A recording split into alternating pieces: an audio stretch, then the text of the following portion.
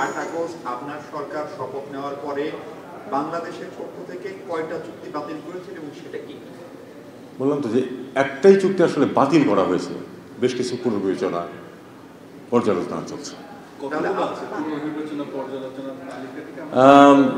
এটা আমার মনে হয় যেসব আলোচনা চলছে এগুলি সম্বন্ধে আপনারা মোটামুটি জানেন।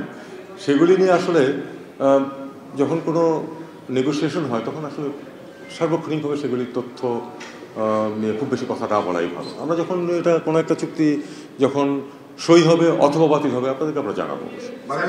আপনার একজন ক্যাবিনেট কলিগ এটা শেয়ার করেছেন, এটা আপনার সরকারের সমন্বয়হীনতা কিনা এ নিয়ে আমি কোনো মন্তব্য করব। মাননীয় উপদেষ্টা এই চুক্তি যেটি বাতিল করেছেন এটা আসলে কিভাবে বাতিল হলো? দুপক্ষের সমঝোতায় চুক্তি হয়, দুই পক্ষই এগ্রি করে বাতিলে, অথবা বাতিলে ক্লজ থাকলে সেই ক্লজ। আর কোনটা বাতিলের দিকে যাচ্ছে, মানে আলোচনা চলছে? আমি যেটা বললাম আপনাকে যে আসলে এটা যখন কোনো একটা ক্ষেত্রে যখন একটা যেমন আদানি চুক্তি তো নিয়ে আমরা পর্যালোচনা করতেছি, এটা আপনাদেরকে সবাই জানেন আপনারা, এবং এটা মোটামুটি কোনো গোপন কোনো বিষয় নয়। একটা চুক্তির কথা বললেন বাতিলের প্রক্রিয়া চলছে, যে মংলা পোর্ট, এটা কি আসলে এলওসির আন্ডারে নাকি? এটার একটা মানে সম্ভবত দাঁড়ান, আমি কোনো ভুল তথ্য যাতে আপনাদেরকে দিয়ে না দিই সেটা ব্যাপারে একটু খেয়াল রাখা সুবিধাজনক। দাঁড়ান দেখছি আমি। মংলা পোর্টের বিষয়টা হচ্ছে,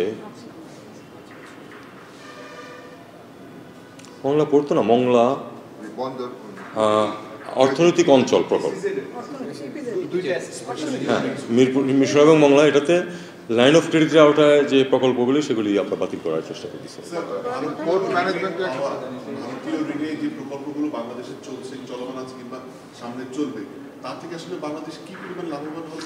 আচ্ছা দেখুন, যখন একটা প্রকল্প নেওয়া হয় কিন্তু লাভবান হবে ধরে নিয়েই কিন্তু সেই প্রকল্পটা নেওয়া হয়।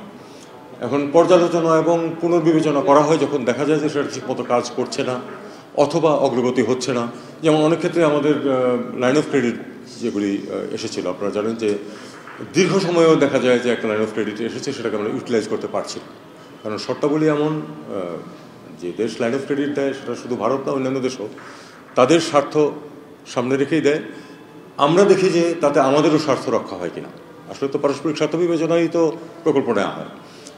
অনেক ক্ষেত্রে ভারতের ক্ষেত্রে আমরা দেখেছি কোনো কোনো ক্ষেত্রে যে যেসব শর্তাবলী আসে, বিশেষ করে ওই প্রকিউরমেন্টের যে শর্তাবলী আসে সেটা অনেক ক্ষেত্রে বাস্তবসম্মত হয় না, তখন আমরা সেটাতে পিছিয়ে যাওয়ার চেষ্টা করি বা এগোই না।